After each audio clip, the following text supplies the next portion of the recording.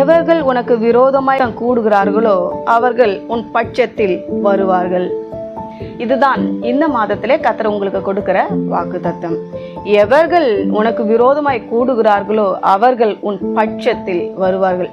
கடந்த நாட்களில் உங்களுக்கு அநேக பிரச்சனைகள் இருந்திருக்கலாம் இல்லையா? ஸ்கூல்ல, காலேஜில், வேலை ஸ்தலங்களில், நீங்கள் எங்கெல்லாம் வசிக்கிறீங்களோ அந்த இடத்துல இருந்து அநேகர் உங்களுக்கு விரோதமாக எழும்பி வந்திருக்கலாம். எனக்கு மட்டும் ஏன் இந்த பிரச்சனை, எனக்கு மட்டும் ஏன் இந்த கவலை, நான் நன்றாகத்தானே செபிக்கிறேன், நன்றாக தானே வேதம் வாசிக்கிறேன், நன்றாகத்தானே சபைக்கு செல்லுகிறேன், காணிக்கை கொடுக்கிறேன், தசமபாகம் செலுத்துகிறேன், ஆனாலும் எனக்கு இந்த பிரச்சனை போகவே இல்லையே என்று அநேகர் இன்றைக்கு நம்ம புலம்பி தேவ சமூகத்திலே நிற்கிறோம். எல்லாற்றுக்கும் ஒரு காரணம் உண்டு. அதுதான் கர்த்தர் சொல்லுகிறார். இந்த 54வது ஏசாயாவில் 15வது வசனம் முதல்ல வரியில நீங்க வாசித்து பார்க்கும்போது, இதோ உனக்கு விரோதமாய் கூட்டம் கூடினால் அது என்னாலே கூடுகிற கூட்டம் அல்ல. என்னால யாரும் உங்களிடத்துல வரல. வசனத்தின் நிமித்தமோ, ஊழியத்தின் நிமித்தமோ, அல்லது வேறு ஏதாவது நிமித்தமோ நான் உங்களுக்கு சோதனை கொடுக்கும் விதத்திலேயே யாரும் உன்னிடத்துல வரல.